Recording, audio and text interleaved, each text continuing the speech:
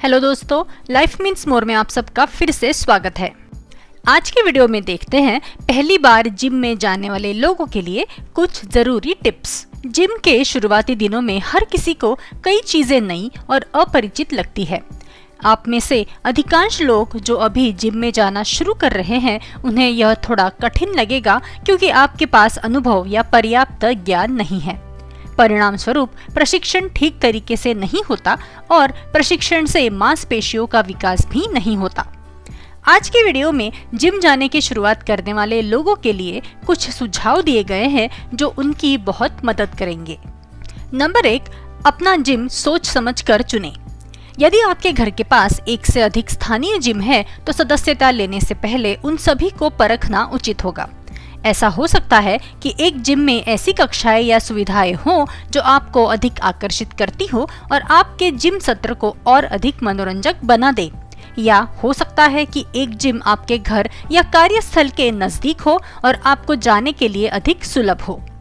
यदि आप फोन करके अपॉइंटमेंट बुक करते हैं तो अधिकांश जिम आपको फ्री ट्रायल की पेशकश करेंगे और कुछ संभावित सदस्यों को फ्री गेस्ट पास का विकल्प भी दे सकते हैं, जो आपको उस जिम का सदस्य बनने से पहले सारी सुविधाओं का परीक्षण करने का मौका देगा। इस तरह आप जिम की सदस्यता लेने से पहले अधिक आश्वस्त महसूस करेंगे। नंबर 2, अपने फिटनेस का लक्ष्य और एक योजना के साथ ही पहुँचे। यदि आप जिम में शामिल होने के बारे में सोच रहे हैं तो संभावना है कि आपको पहले से ही इस बात का अच्छा अंदाजा है कि आप क्या हासिल करना चाहते हैं। उदाहरण के लिए हो सकता है कि आप पहले से ही अपने वजन से खुश हो, लेकिन आप अपनी ऊर्जा के स्तर को बढ़ाने के लिए अपनी हृदय संबंधी फिटनेस पर काम करना चाहेंगे, या हो सकता है कि आप अपने ऊपरी शरीर की ताकत बढ़ाना चाह रहे हो या अपने संतुलन पर काम करना चाह रहे हो।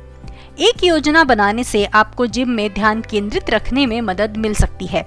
आप अपनी प्रगति की निगरानी कर सकते हैं और अपने आप को बोर होने से बचा सकते हैं। अक्सर किसी योजना के साथ जिम में जाने का सबसे अच्छा तरीका है खुद से ही संशोधन करना। इसकी शुरुआत करने के लिए YouTube एक बेहतरीन जगह है। कई जिम आपको एक प्रशिक्षक के साथ मुफ्त सलाहकार बुक करने का विकल्प भी देते हैं, जो आपको एक विशेष आहार और व्यायाम योजना बनाने में मदद कर सकते हैं। नंबर 3, व्यायाम करते समय अपने फोन को दूर रखें। जिम जाते समय अपना फोन घर पर रखना सबसे अच्छा विकल्प होगा। आपका प्रशिक्षण सत्र आमतौर पर केवल 1-2 घंटे तक ही चलता है, इसलिए आपके घर पहुंचने के बाद भी आप अपने फोन के काम को निपटा सकते हैं। व्यायाम करते समय अपना फोन अपने पास रखना आपका ध्यान भटकने का सबसे बड़ा कारण होगा, क्योंकि फोन पर बात करते हुए ट्रेडमिल पर दौड़ना भी कोई स्मार्ट प्रैक्टिस नहीं होगी। नंबर 4, नियमित जिम जाकर अपना आत्मविश्वास बढ़ाएं। क्या आप ऐसे व्यक्ति हैं जो व्यायाम के मामले में आत्मविश्वास या प्रेरणा से जूझते हैं? यदि हाँ, तो आपको कुछ जिम सेशंस के लिए खुद को साइन अप करके शुरुआत करने से मदद मिल सकती है। जिम में खुद को रजिस्टर करने से इस बात की गारंटी तो होती ही है कि आप एक बार जब शुरुआत कर लेते हैं तो आप उसे आधे रास्ते में ही नहीं छोड़ते। ये व्यायाम के अलग अलग तकनीकों से परिचित होने का एक शानदार तरीका भी हो सकता है, जो आपको जिम में अच्छी तरह से वर्कआउट करने में मदद कर सकता है। यदि आप जिम जाने से पहले अपने घर में आराम से लाइव क्लास का प्रयास करना चाहते हैं तो आप पहले वर्चुअल क्लास लेने का प्रयास कर सकते हैं। नंबर 5, ग्रुप प्रैक्टिस में ना जाए। बहुत सारे लोग जिम में जाते वक्त अपने दोस्तों के ग्रुप में जाना पसंद करते हैं ताकि वे वहां अकेले महसूस ना करें। ये सच है कि शुरुआती दिनों में पूरे समूह का एक साथ जिम जाना मजेदार, बहुत ऊर्जावान हो सकता है, लेकिन इससे व्यायाम के दौरान आपका ध्यान भटक सकता है। बहुत से लोग व्यायाम कम और बातें बहुत करते हैं। कभी कभी किसी नए व्यायाम का अभ्यास करते समय लोग अपनी अपनी राय भी देते हैं कि कोई व्यायाम अच्छा है या कोई अच्छा नहीं है। साथ ही अगर ग्रुप में से कोई एक भी व्यस्त होने के कारण जिम से छुट्टी ले ले तो बाकी लोगों का भी जिम जाने का मन नहीं करता। इसलिए आपको गंभीरता से व्यायाम करने के लिए अकेले या किसी ऐसे दोस्त के साथ जिम जाना चाहिए जो व्यायाम को गंभीरता से ले। नंबर 6, पीक आवर्स में जिम ना जाए। यदि आप जगह और उपकरण के लिए अन्य जिम जाने वाले लोगों की प्रतीक्षा करने से बचना चाहते हैं तो बेहतर होगा कि आप पीक आवर्स के बाद जिम जाएं। कोई भी डंबल के सेट के इंतजार में या स्क्वाट ट्रैक का उपयोग करने के लिए कतार में 20 मिनट बिताना नहीं चाहता। इसलिए जब जिम शांत हो तब वर्कआउट करने से संभावना है कि आप अधिक ध्यान केंद्रित महसूस करेंगे, कम घबराएंगे और संभवतः अपने वर्कआउट का अधिक आनंद ले सकेंगे। जिम में व्यस्ततम घंटे अलग अलग होंगे, लेकिन अक्सर वे लोगों के काम के पैटर्न के अनुरूप होते हैं।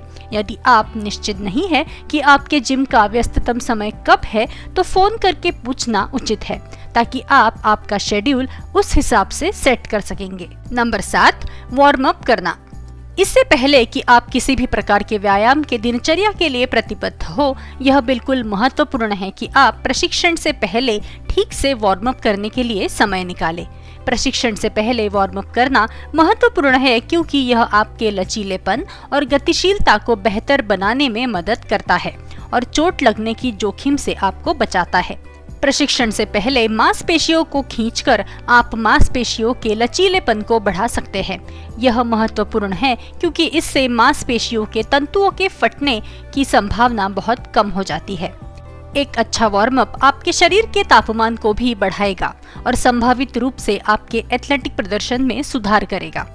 नंबर 8, आसान से कठिन की ओर अभ्यास करें। शुरुआत में लोग अक्सर उन भारी और जटिल गतिविधियों को करने के लिए बहुत उत्सुक होते हैं जिन्हें वे ऑनलाइन या जिम में वरिष्ठों को करते देखते हैं। सरल गतिविधियों से शुरुआत करें और अधिक कठिन और अधिक गहन अभ्यासों पर आगे बढ़ने से पहले सही तकनीक का अभ्यास करना सुनिश्चित करें। व्यायाम में कुशलता पाने की जल्दबाजी नहीं करनी चाहिए, बल्कि खुद के शरीर को नुकसान पहुंचाने से बचना चाहिए, जो कि कई अनुभवी जिमर्स भी साझा करते हैं।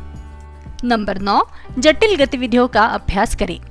एक समय में केवल एक ही मांसपेशी की व्यायामों पर ध्यान केंद्रित करने से आपको इष्टतम प्रशिक्षण परिणाम प्राप्त करने में मदद नहीं मिलेगी।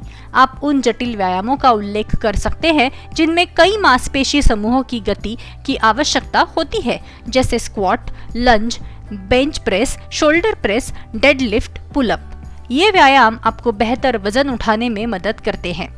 चयापचय गतिविधियों को बढ़ाते हुए मांसपेशी समूहों को समान रूप से विकसित होने में मदद करता है। नंबर 10, मदद मांगने से ना डरें।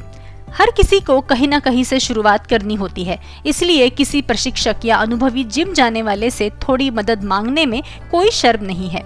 यदि आप नहीं जानते कि चेस्ट प्रेस या रोइंग मशीन का उपयोग कैसे किया जाता है, तो उसे समझने के लिए प्रशिक्षक से पूछने से हिचकिचाएं नहीं। इसी तरह यदि आपको शंका है कि अपनी तकनीक सही है या नहीं, या किसी विशेष व्यायाम से आपको असुविधा हो रही है, तो प्रशिक्षक को मदद के लिए अनुरोध करें और उनसे सही तरीके से व्यायाम करना सीखें। जैसे जैसे आप अपने वर्कआउट से अधिक आश्वस्त और परिचित हो जाएंगे, आपको कम मदद मांगने की आवश्यकता पड़ेगी और यहाँ तक कि ऐसा भी हो सकता है कि नए लोग सलाह के लिए आपके पास आ जाए। नंबर 11, अपनी प्रगति पर नजर रखें। यदि आप जिम में नियमित होना चाहते हैं तो अपनी प्रगति पर नजर रखना बहुत जरूरी है। उदाहरण के लिए, यदि आपका लक्ष्य 5000 दौड़ने के समय को कम करना है, तो प्रत्येक दौड़ का रिकॉर्ड रखें। या यदि आपका लक्ष्य वजन कम करना है, तो आप इस बात पर नजर रख सकते हैं कि आप प्रत्येक सप्ताह कितने पाउंड वजन कम कर सकते हैं। क्यों ना अपने आप को एक फिटनेस जर्नल लिखने की आदत डाल ली जाए और रोज जिम के बाद इसे लिखने के लिए खुद को अनिवार्य किया जाए। इससे आप अपनी प्रगति पर अच्छी तरह से ध्यान दे सकेंगे और कुछ सालों के बाद आपको अपने आप में फर्क नजर आएगा। और नंबर 12, पोषण के महत्व को ना भूलें। यदि उचित पोषण के साथ संयोजन ना किया जाए तो कोई व्यायाम अपेक्षित परिणाम नहीं दे सकता है। प्री वर्कआउट भोजन हल्का होना चाहिए, जो ऊर्जा प्रदान करता हो और जिसे पचाने में प्रशिक्षण से 1-2 घंटे का समय लगता हो। मांसपेशियों की रिकवरी के लिए वर्कआउट के बाद के भोजन में प्रोटीन की मात्रा अधिक होनी चाहिए। साथ ही बॉडी बिल्डर्स के लिए नींद विशेष रूप से महत्वपूर्ण है, क्योंकि रात के समय ही शरीर हार्मोन का उत्पादन करता है जो मांसपेशियों के विकास को उत्तेजित करता है। तो ये थे टिप्स नए जिम बिगिनर्स के लिए। आज के लिए इतना ही। वीडियो को जरूर लाइक कीजिए और ज्यादा से ज्यादा शेयर कीजिए और मेरे चैनल को सब्सक्राइब करना ना भूलें। Keep watching. Thank you.